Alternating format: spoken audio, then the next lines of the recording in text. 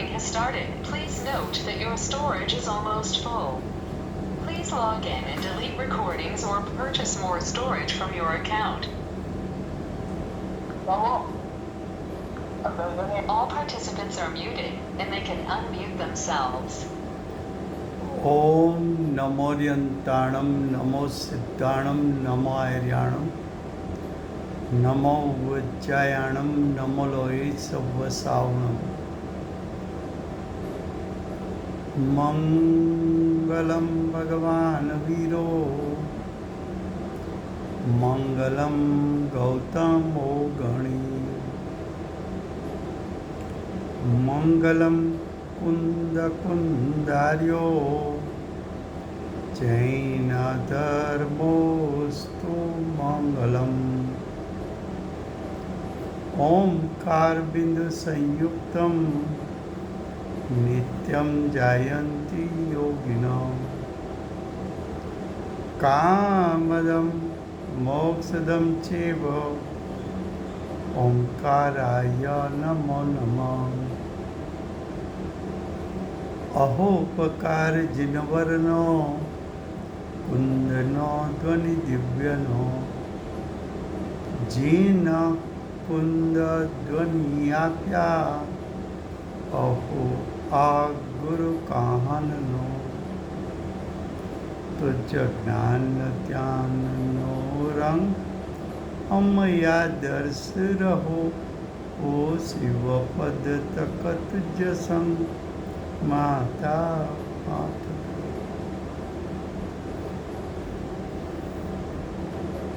ये समयसार नाम का परम अध्यात्म शास्त्र है। भगवत कुंकुंदाचार्य देव ने मांगलिक करके समयसार को कहने की प्रतिज्ञा की है। समयसार अर्थात अनंत गुणात्मक अनंत शक्ति का पिंड, ऐसा आत्मा का शुद्ध स्वभाव जिसका आश्रय लेने से जीव को रत्नत्रय की प्रकटता होती है। ऐसा शुद्धात्मा ये समयसार शास्त्र में आचार्य भगवान दिखाना चाहते हैं। ऐसे समयसार शास्त्र में दूसरा अधिकार कर्ता कर्म अधिकार चलता है। कर्ता कर्म अधिकार की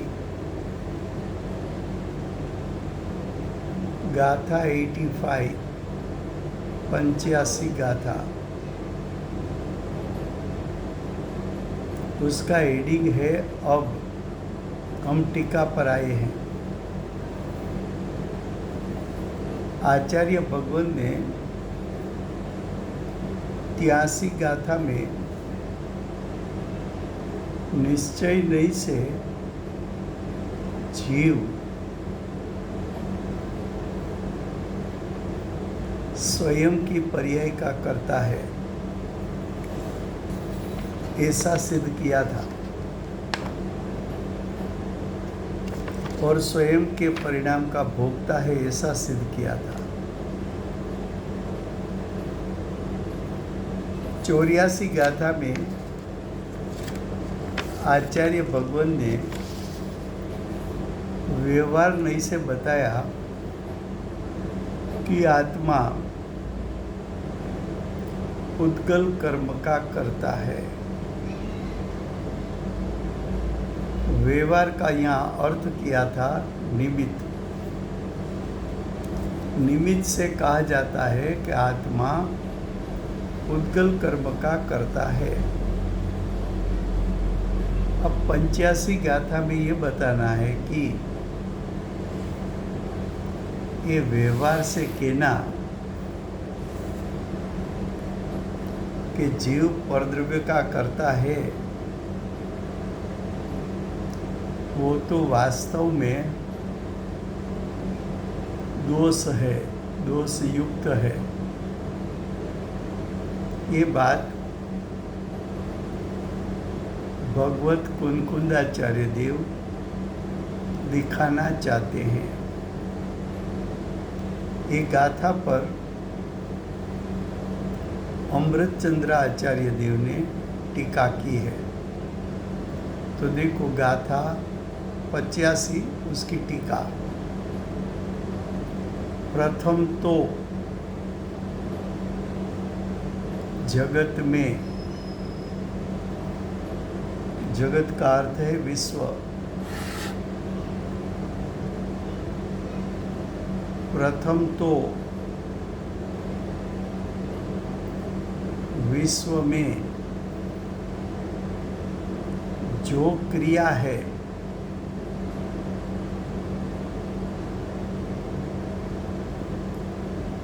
क्रिया जो शब्द है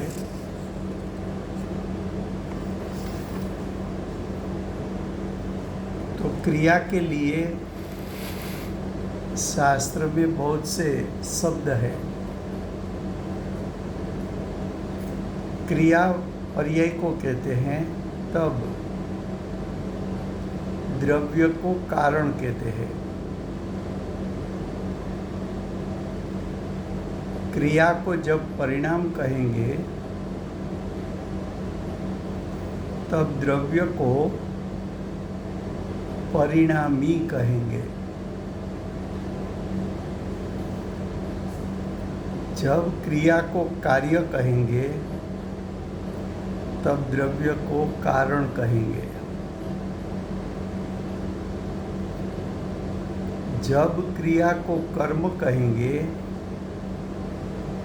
तब द्रव्य को कर्ता कहेंगे। जब क्रिया को व्याप्य कहेंगे तो द्रव्य को व्यापक कहेंगे। जब क्रिया को पर्याय कहेंगे तो कारण को द्रव्य कहेंगे। जब क्रिया को अवस्था कहेंगे तो कारण को अवस्थावान कहने में आता है। जब क्रिया को भेद कहेंगे तब कारण को अभेद कहेंगे। जब क्रिया को भाव कहेंगे तब कारण को भाववान कहेंगे। जब क्रिया को अंश कहेंगे तो कारण को अंशी कहेंगे। जब क्रिया को धर्म कहेंगे तो कारण को धर्मी कहेंगे। फिर से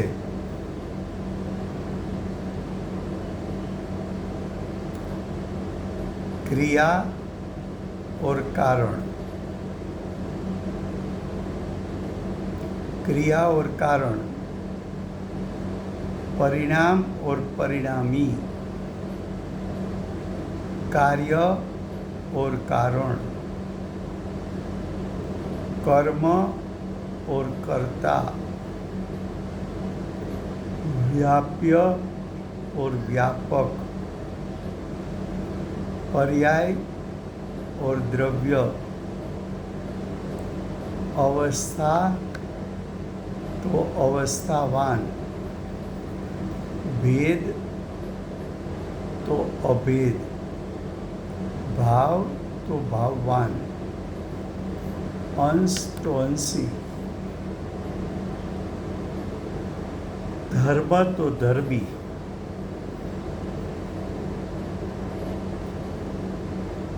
तो ऐसे भिन्न भिन्न शब्द प्रयोग होते हैं। वो शब्द संबंधी भी ज्ञान होना चाहिए, क्योंकि आचार्य भगवान कहाँ कौन सा शब्द प्रयोग करेंगे और कौन से शब्दों का समान अर्थ है वो मालूम रहना चाहिए। फिर से टीका पढ़ते हैं। प्रथम तो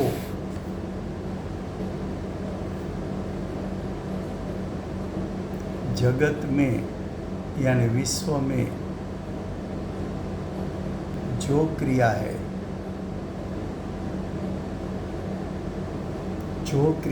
उसका अर्थ विश्व में तीनों काल में जो द्रव्य की क्रिया होती है वो सभी क्रिया है, वो सब परिणाम स्वरूप होने से, तो क्रिया का दूसरा नाम दिया परिणाम।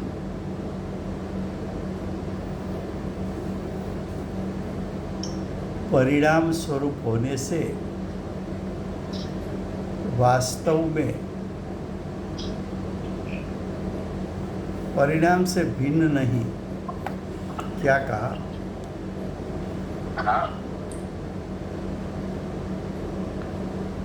All participants are muted and they can unmute themselves. परिणाम क्या कहा?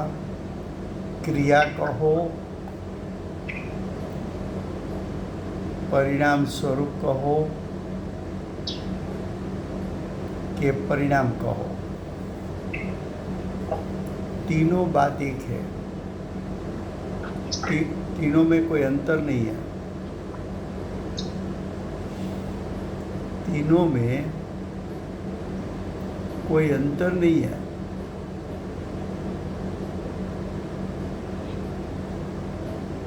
तो जगत में, विश्व में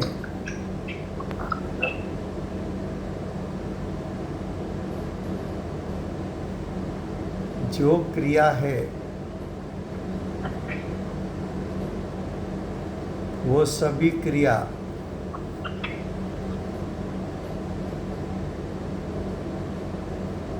परिणाम स्वरूप होने से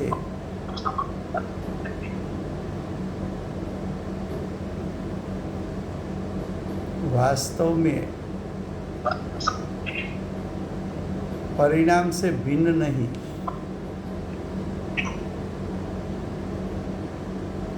परिणाम ही है।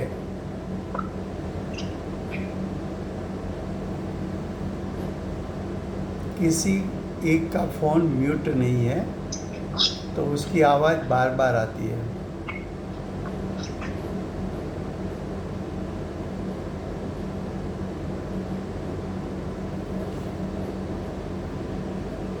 तो यहाँ बताया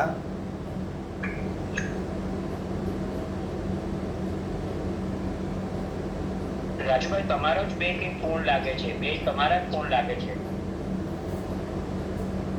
મારો ફોન તો એક લિમિટ છે તમારું અને એક તમારો ફોન।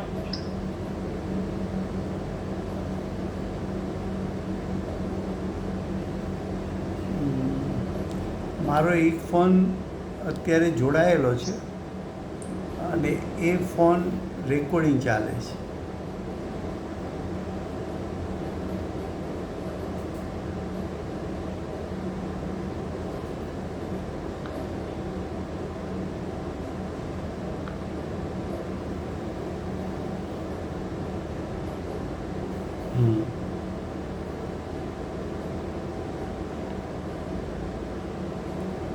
चलो आगे।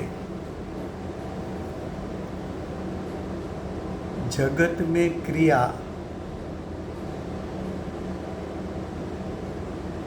जगत का अर्थ है छह द्रव्य स्वरूप विश्व। तो छह द्रव्यों को તમારા બંને ફોન મૂક થઈ ગયા છે। अच्छा એવું છે।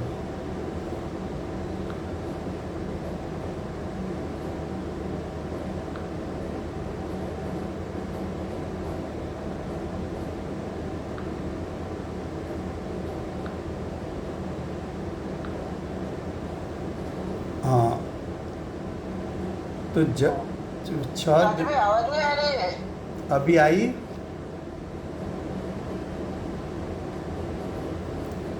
तो देखो, जगत में 6 द्रव्य है। सभी द्रव्य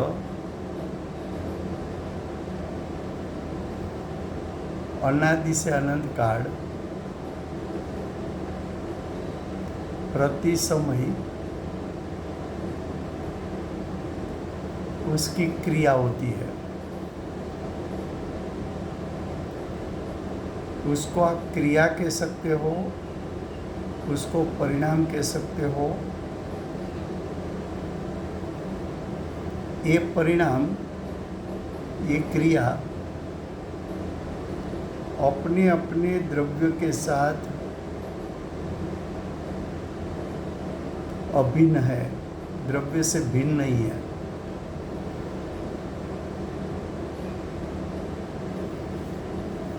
फिर से, रोटी आटा से अभिन्न है। रोटी आटा भिन्न भिन्न नहीं है। जेवर सोना से अभिन्न है। जेवर सोना से भिन्न नहीं है। लेकिन सुनार सोना से, जेवर से भिन्न है। तो उसका मतलब ये, जो परिणाम जिसके साथ अभिन्न है वो उसका कर्ता होता है।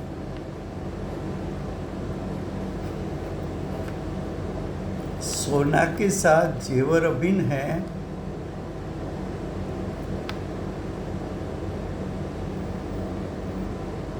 तो जेवर का कर्ता सोना है। लेकिन सुनार जेवर से भिन्न है, इसलिए सोनार जेवर का कर्ता नहीं है।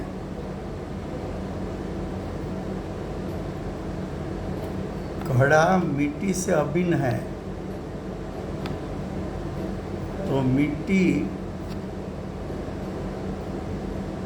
घड़ा की कर्ता है।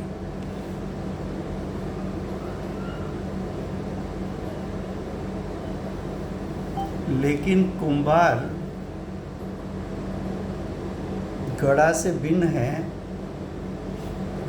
तो कुंभार घड़ा का कर्ता नहीं है।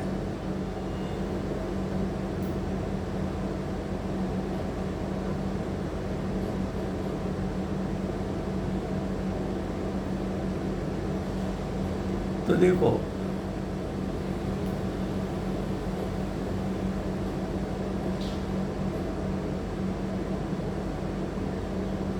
जगत में जो क्रिया होती है उसको क्रिया शब्द कहो, अवस्था कहो, पर्याय कहो, परिणाम कहो, कर्म कहो, कार्य कहो, भाव कहो, उसके बहुत से नाम हैं।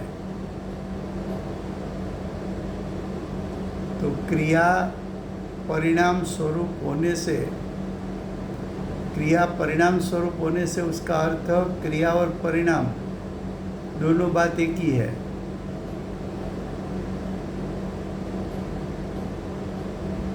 तो क्रिया परिणाम से भिन्न नहीं और परिणाम परिणामी द्रव्य से भिन्न नहीं। सर्वप्रथम आचार्य भगवान क्या करते हैं कि वस्तु की स्थिति, वस्तु की व्यवस्था, पदार्थ का बंधारण क्या है वो बताते हैं। तो आचार्य भगवान ने कहा कि विश्व में कहीं भी जाओ, किसी भी द्रव्य हो, किसी भी द्रव्य की पर्याय अपने ही द्रव्य के साथ कभी भिन्न नहीं होती, यानी अभिन्न होती है। ये सिद्धांत किसको लागू होगा? तो कि क्षय द्रव्य को लागू होगा। अब द्रव्य परिणाम से अभिन्न होता है, ऐसी वस्तु व्यवस्था होती है तो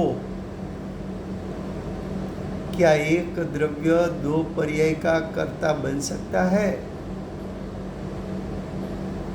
क्या जीव द्रव्य निश्चय से अपने परिणाम का कर्ता और व्यवहार से परद्रव्य के परिणाम का कर्ता?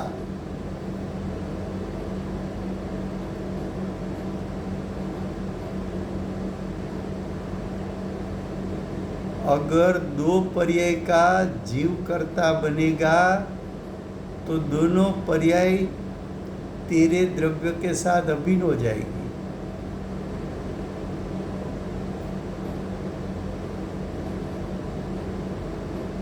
एक चेतन पर्याय हो और दूसरी अचेतन पर्याय हो तो चेतन अचेतन पर्याय जीव में अभिन्न हो जाएगी।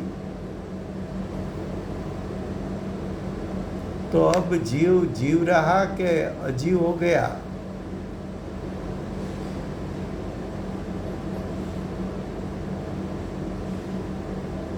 ये तो दूषण है, दोष है, ये तो महादोष आएगा।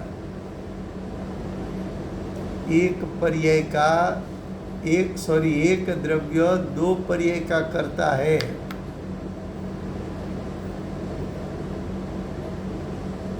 जीव जीव की पर्याय का भी कर्ता बने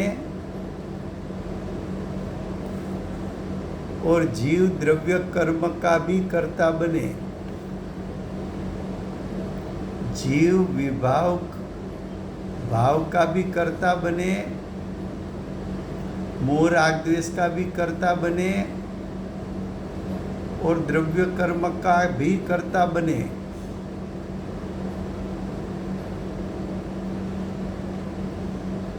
अगर ऐसा बने तो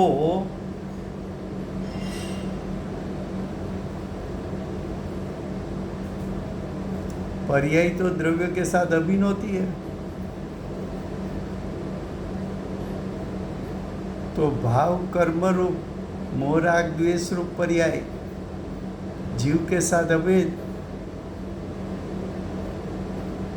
और द्रव्य कर्म भी जीव द्रव्य के साथ अभेद। एक द्रव्य को दो परिणाम का कर्ता कहना, ये तो दूषण है, दोष है। आगे देखो क्या लिखा, क्योंकि परिणाम और परिणामी अभिन्न वस्तु है, भिन्न भिन्न दो वस्तु नहीं।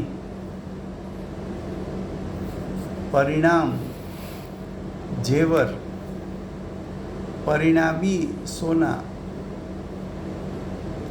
परिणाम मोह राग द्वेष, परिणामी जीव, परिणाम सम्यक दर्शन, परिणामी जीव।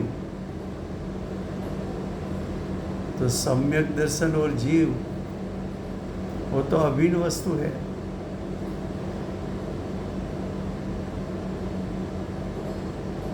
तो क्या जीव ने सम्यक दर्शन को भी प्राप्त किया और मिथ्यात्व कर्म का अभाव भी किया? तो क्या मिथ्यात्व कर्म का अभाव हुआ इसलिए जीव को सम्यक दर्शन हुआ? क्या सम्यक दृष्टि जीव ने सम्यक दर्शन की भी प्राप्ति की और उसी समय मिथ्यात्व कर्म का नाश भी किया? क्या दोनों परिणाम का कर्ता सम्यक दृष्टि जीव है?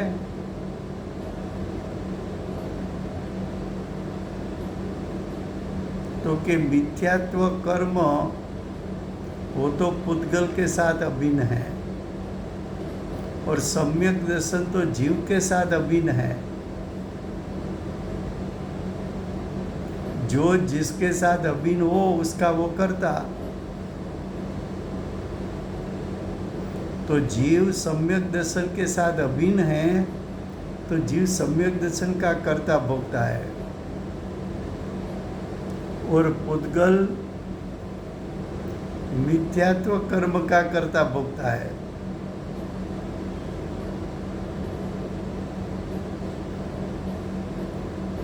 कि तेरी इच्छा मुजब भाषा निकलती है कि नहीं निकलती है?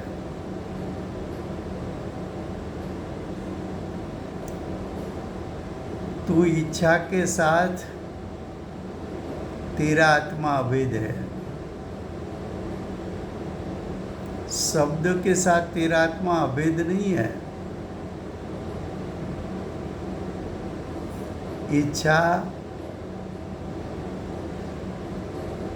और आत्मा अभिन्न वस्तु है, लेकिन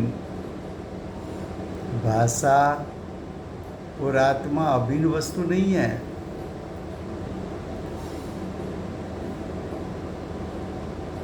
जो पर्याय को जो द्रव्य के साथ अभिन्नता है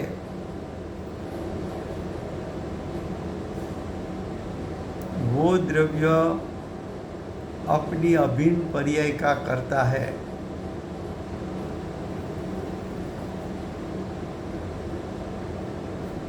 क्या कहा? परिणाम और परिणामी अभिन्न वस्तु है। ये तेरी इच्छा मुजब अंगुली चलती नहीं है, तेरी इच्छा मुजब शरीर चलता नहीं है। तो अंगुली के परिणाम और शरीर के परिणाम का कर्ता नहीं है।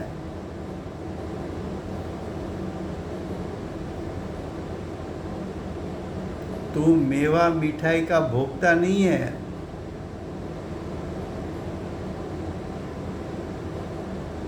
भोगवटा का भाव तो तेरे आत्मा के साथ अभेद है। भोगवटा करने की इच्छा वो आत्मा का परिणाम है, क्योंकि आत्मा के साथ अभेद है, उसका तू करता है।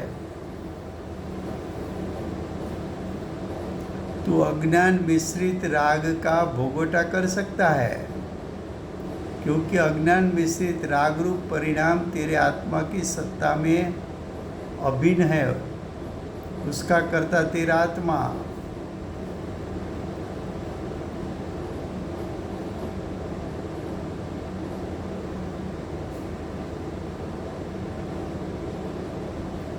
तू जिन मंदिर बना नहीं सकता। जिन मंदिर की रचना पुद्गल की रचना है। पुद्गल द्रव्य के साथ जिन मंदिर की रचना अभेद है।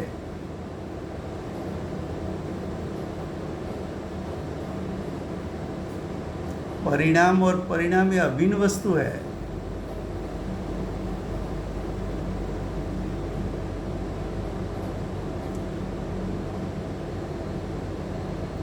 परिणाम और परिणामी दोनों भिन्न भिन्न नहीं हो सकते।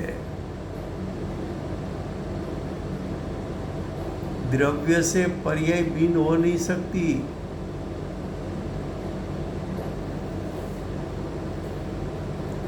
व्याप्य व्यापक भाव अभिन्न है, तो जहाँ व्याप्य व्यापक भाव है, जहाँ द्रव्य पर्याय की अभिन्नता है, वहाँ कर्ता कर्म बना है।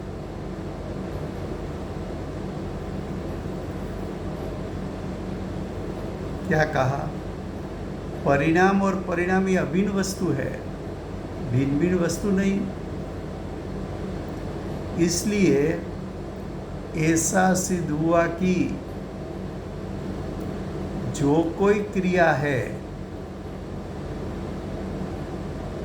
जो कोई क्रिया, क्रिया का अर्थ परिणाम, परिणाम का अर्थ पर्याय, पर्याय का अर्थ अवस्था, अवस्था का अर्थ हालत, हालत का अर्थ दशा, दशा को कार्य भी कह सकते हो, क्रिया भी कह सकते हो।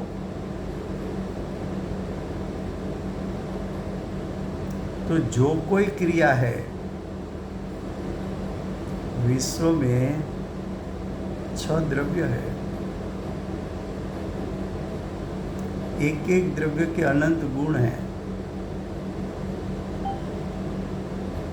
द्रव्य भी परिणमता है, गुण भी परिणमता है। 6 द्रव्य परिणमता है, 6 द्रव्य के अनंत अनंत गुण भी परिणमते हैं। परिणाम प्रत्येक द्रव्य का अनादि से अनंत काल होता है, लेकिन द्रव्य परिणाम को उत्पन्न करता है। लेकिन कौन से परिणाम को उत्पन्न करता है? तो कि स्वयं के परिणाम को। द्रव्य पर्याय के साथ अभेद होता है, लेकिन द्रव्य कौन सी पर्याय के साथ अभेद होता है? तो कि स्वद्रव्य की वर्तमान पर्याय के साथ अभेद होता है। क्या कहा? जो कुछ क्रिया है, विश्व में 6 द्रव्य है, उसमें किसी भी द्रव्य की किसी भी क्रिया हो, वो सभी क्रियावान से, क्रियावान का अर्थ है द्रव्य,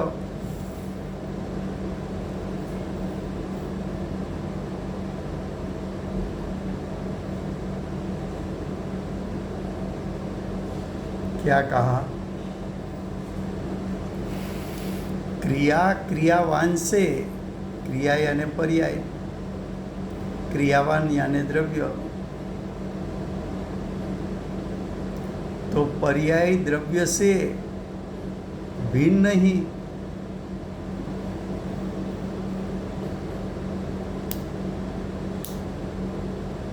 कभी सोना से जेवर भिन्न, सोना से भिन्न जेवर देखा है?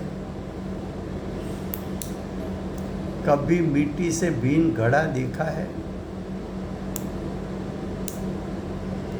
कभी आटा से भिन्न रोटी देखी है? तो बताओ। कभी आत्मा से सम्यक दर्शन भिन्न देखा है?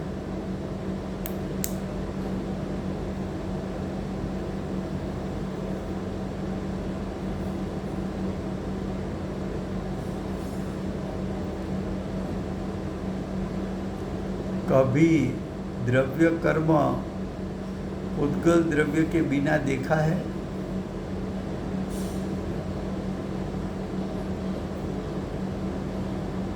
तो क्या कहा? जो कुछ क्रिया है वो सभी द्रव्य से भिन्न नहीं।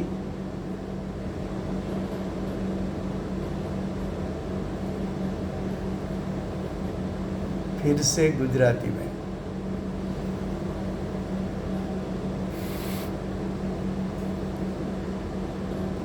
गाथा 85 ચાલે છે। મૂળ વિષય આચાર્ય ભગવંતે 83 ગાથાથી શરૂ કર્યો છે। 83 ગાથામાં આચાર્ય ભગવંતે કહ્યું હતું કે કર્તા કર્મ અને ભોગતા ભોગ્યપણું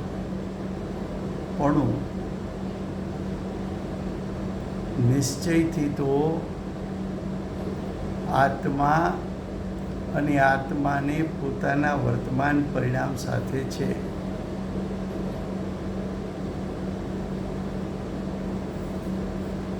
તો પેલા નિશ્ચયથી કરતા કર્મ પણ બતાવ્યું.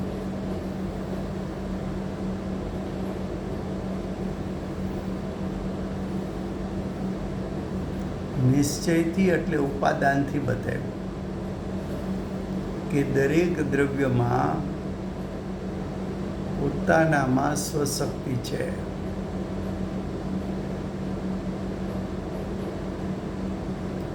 અને સ્વશક્તિ છે પોતાનામાં, તો દરેક દ્રવ્ય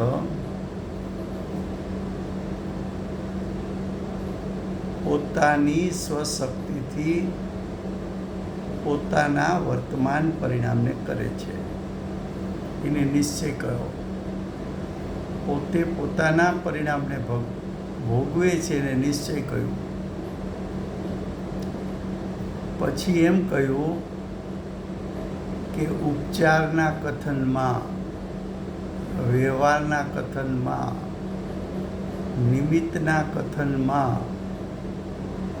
એમ કહેવાય છે કે જીવ દ્રવ્ય કર્મનો કર્તા છે.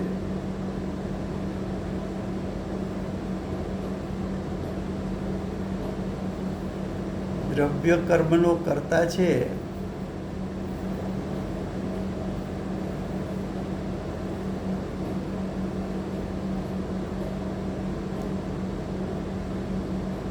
તો દ્રવ્ય કર્મ તો પૂતગલ છે, અચેતન છે, જડ છે. એની ક્રિયા પણ, પૂતગલની ક્રિયાઓ તો બધી જડની ક્રિયા છે. તો ત્યાં એમ કહ્યું કે જ્યારે જ્યારે કારમણ વર્ગના કર્મરૂપે પરિણમે છે ત્યારે બાહ્યમાં નિમિત્ત તરીકે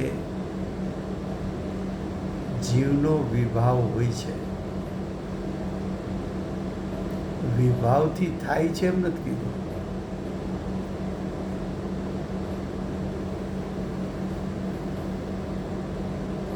તો નિમિત્તથી એમ કહેવાય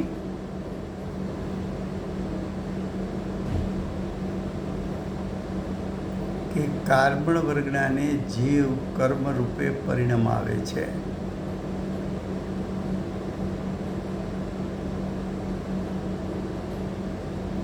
એટલું 84 ગાથામાં કહ્યું.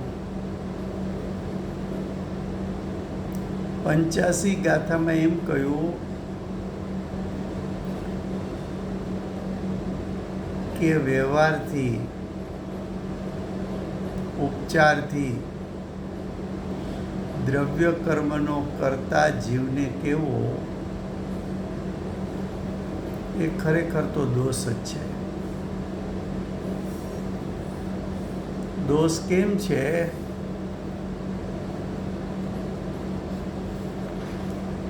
તો 85 ગાથાની ટીકામાં કહ્યું, શું કહ્યું જુઓ. પ્રથમ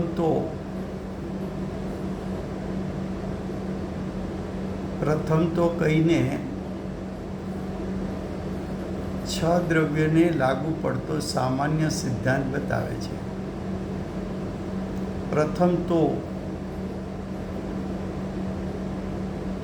જગતમાં એટલે વિશ્વમાં જે ક્રિયા છે એટલે કે વિશ્વમાં 6 દ્રવ્ય છે અને 6 દ્રવ્યોને પોતાની ક્રિયા એટલે પરિણામ છે.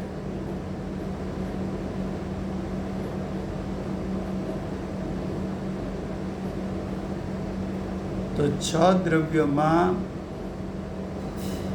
જે ક્રિયા છે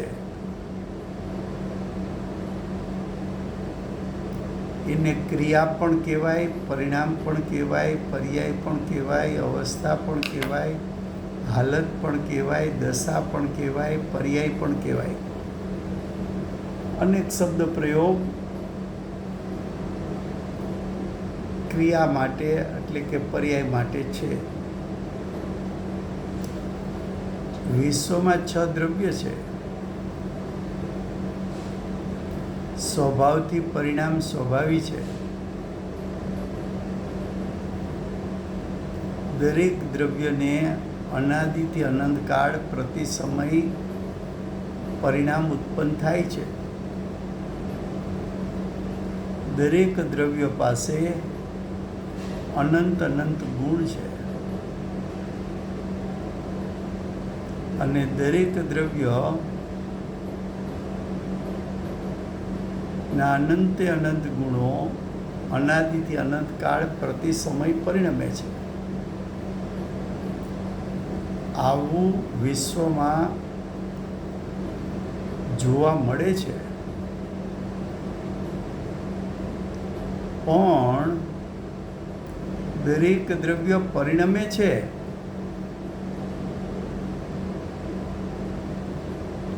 પણ એ એક સમયમાં કેટલા પરિણામ કરી શકે છે? તો કે એક જ.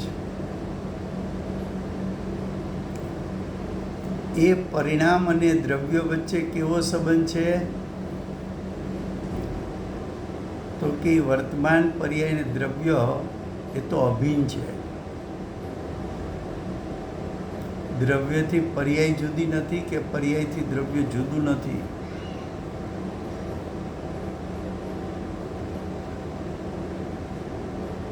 માટે ટીકામાં એમ કીધું કે પ્રથમ તો જગતમાં જે ક્રિયા છે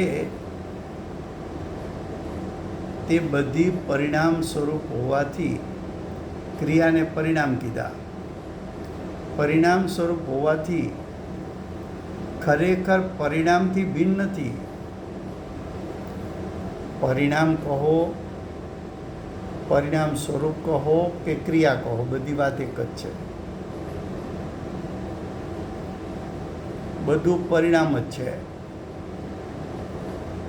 હવે કે છે પરિણામ પણ, અહીં પરિણામ એટલે એવું નથી લખ્યું જીવના પરિણામ, પૂતગલના પરિણામ, એવું નથી લખ્યું. અને પરિણામી એટલે જીવ દ્રવ્ય કે પૂતગલ દ્રવ્ય એવું પણ નથી લખ્યું. આ તો 6 દ્રવ્યને લાગુ પડતો સિદ્ધાંત છે. પરિણામ એટલે કોઈ પણ પરિણામ, પરિણામી એટલે કોઈ પણ દ્રવ્ય, કોઈ પણ દ્રવ્ય હોય અને એનું પોતાનું પરિણામ હોય. તો પરિણામ પરિણામીથી એટલે કે દ્રવ્યથી ભિન્ન એટલે જુદું નથી.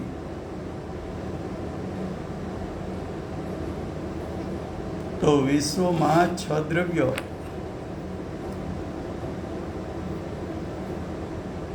એ 6 દ્રવ્યની સત્તામાં ઉત્પન્ન થતા પોતપોતાના પરિણામ, એ પોતપોતાના પરિણામથી દ્રવ્ય જુદું નથી, ભિન્ન નથી, પૃથક નથી, એટલે કે અભિન્ન છે, અપૃથક છે, અભેદ છે. વિશ્વમાં તને ક્યાંય એવું જોવા મળે છે કે દાગીના જુદા અને સોનું જુદું, ઘડો જુદો અને માટી જુદી, રોટલી જુદી અને લોટ જુદો, સમ્યક દર્શનની પર્યાય જુદી અને જીવ જુદો, મિથ્યા દર્શનની પર્યાય જુદી અને જીવ જુદો, એવું તને ક્યાંય જોવા મળે છે? જગતમાં કીધું છે ને, આવું ક્યાંય જોવા મળતું હોય તો કે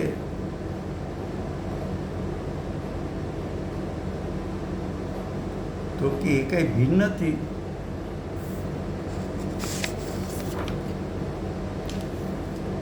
કારણ કે હવે આગળ કહે પરિણામ અને પરિણામી અભિન્ન વસ્તુ છે. આવી જ વસ્તુ વ્યવસ્થા છે સર્વજ્ઞ ભગવાન સિમંદર ભગવાને પોતાના કેવળ જ્ઞાનમાં છ દ્રવ્યોનું સ્વરૂપ આવું જોયું છે. પરિણામ અને પરિણામીથી અભિન્ન વસ્તુ. જુદી જુદી બે વસ્તુ નથી. પરિણામ જુદું અને પરિણામી જુદો.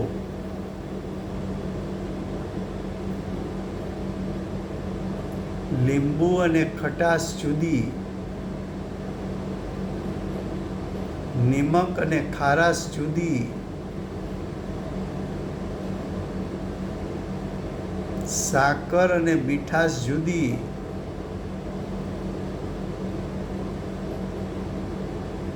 બે ભિન્ન ભિન્ન જોવા મળતી નથી. જુદી જુદી વસ્તુ જોવા મળતી નથી.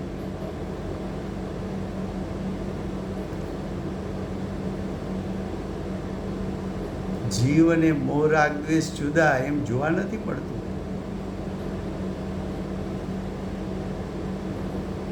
માટે એમ સિદ્ધ થયું કે જે કોઈ ક્રિયા છે, ક્રિયા એટલે પરિણામ, જે કોઈ પરિણામ છે તે બધાય ક્રિયાવાનથી એટલે દ્રવ્યથી ભિન્ન એટલે જુદા નથી. હવે જો દ્રવ્યથી પર્યાય જુદી ન હોય તો એક જ દ્રવ્ય બે પર્યાયનું કર્તા કેવી રીતે થાય? જીવ મોહ રાગ દ્વેષ પણ કરે અને જીવ દ્રવ્ય કર્મ રૂપે પણ થાય.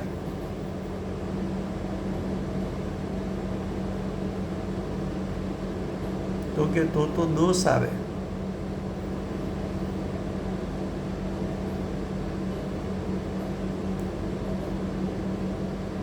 ત્યાસી ગાથામાં એમ કીધું હતું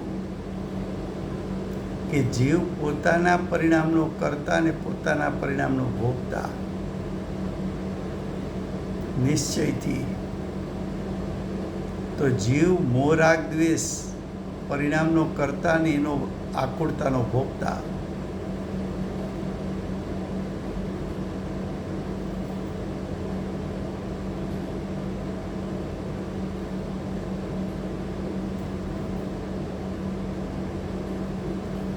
હવે જીવ મોહ રાગ દ્વેષનો કર્તા છે તો મોહ રાગ દ્વેષના પરિણામ સાથે જીવને અભિન્નપણું છે.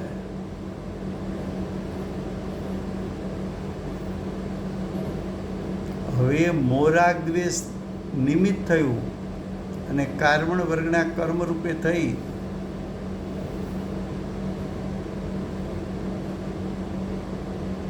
એ તો વ્યવહારથી કથન કર્યું. વ્યવહાર કેમ કીધો? તો કે દ્રવ્ય કર્મ જીવ સાથે કઈ અભિન્ન નથી.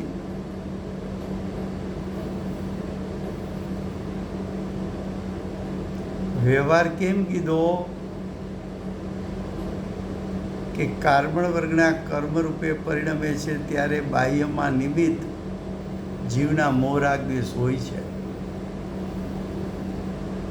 પણ કારમણ વર્ગના કર્મ રૂપે થઈ એ દ્રવ્ય કર્મ રૂપ પરિણામ એ કોની સાથે અભિન્ન છે? તો કે એ તો પૂતગલ સાથે અભિન્ન છે. તો ખરેખર કારમણ વર્ગનાનું કર્મ રૂપે થવું એનું કર્તા કોણ? તો કે કર્મને અભિન્નપણું કોની સાથે છે? તો કે પૂતગલ દ્રવ્ય સાથે. તો એનું કર્તા છે. જીવને એનો કર્તા કેવો? એ દોષ છે, દૂષણ છે.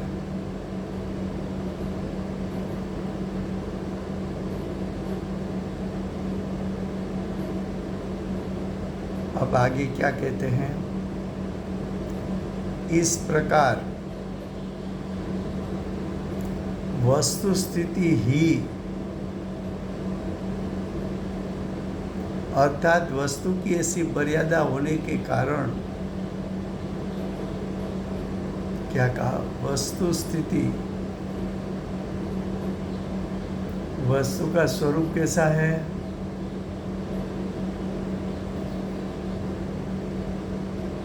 तो कि वस्तु का स्वरूप तो ऐसा है कि द्रव्य की स्वसत्ता में जो वर्तमान पर्याय उत्पन्न होता है, वो वर्तमान पर्याय द्रव्य के साथ अभिन्न होता है। ऐसी वस्तु स्थिति, वस्तु का स्वरूप किसी ने बनाया नहीं, अनादिकाल का है। द्रव्य की मर्यादा क्या है? तो कि स्वयं के वर्तमान के परिणाम का कर्ता बन सकता है, इतनी मर्यादा है। और द्रव्य के परिणाम का कर्ता बन नहीं सकता, ऐसी मर्यादा है।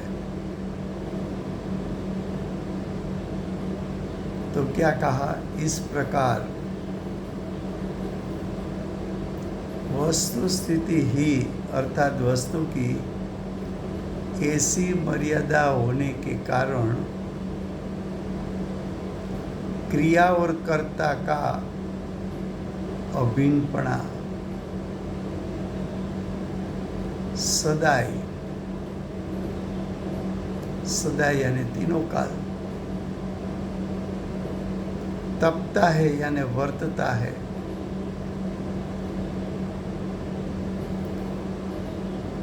क्रिया और कर्ता, परिणाम और परिणामी, पर्याय और द्रव्य, तीनों काल अभिन्नपणे वर्तता है। इसलिए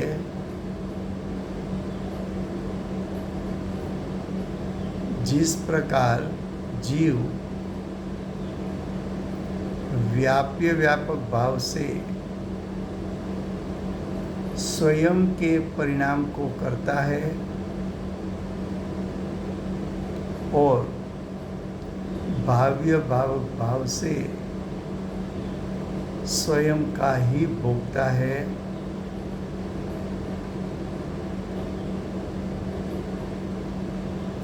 ऐसा अगर व्याप्य व्यापक भाव से पुद्गल कर्म को भी करे और भाव्य भावक से उसको यानी पुद्गल कर्म को भोगवे, तो वो जीव अपनी और पर की, अपनी पर्याय और पर की पर्याय,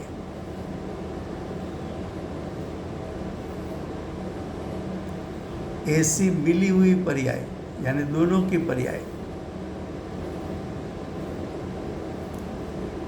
तो जीव दो क्रिया से अभिन्नपना का प्रसंग आएगा। अगर जीव स्वयं की पर्याय को करे भोगवे और उद्गल कर्म की पर्याय का भी कर्ता भोक्ता बने, तो दोनों पर्याय एक दूसरे से मिल गई और ऐसी दो क्रिया अभिन्न हो गई। अभिन्न होने से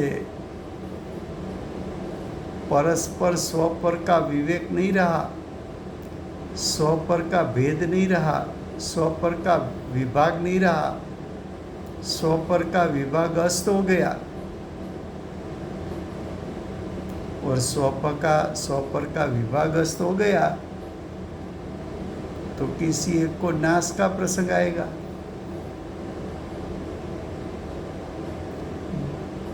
दो द्रव्य एक द्रव्य हो गया,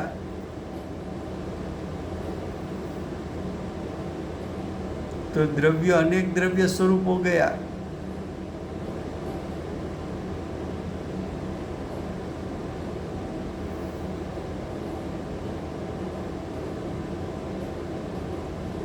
ऐसा माने तो वो मिथ्या दृष्टि बन जाएगा। होगा तो नहीं, लेकिन ऐसी मान्यता की तो मिथ्या दृष्टि बन जाएगा।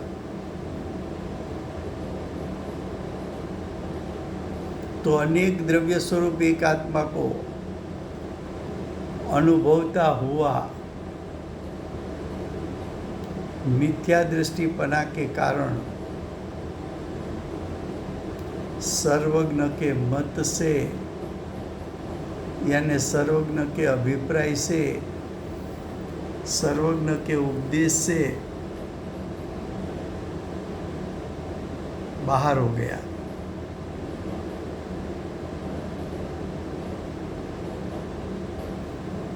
सर्वज्ञ का जो उपदेश है उस उपदेश से बाहर चला गया। क्या कहा?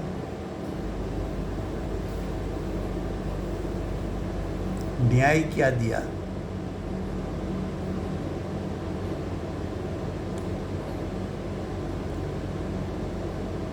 कि सुनार जेवर बनाने की इच्छा की तो सुनार जेवर बनाने की इच्छा की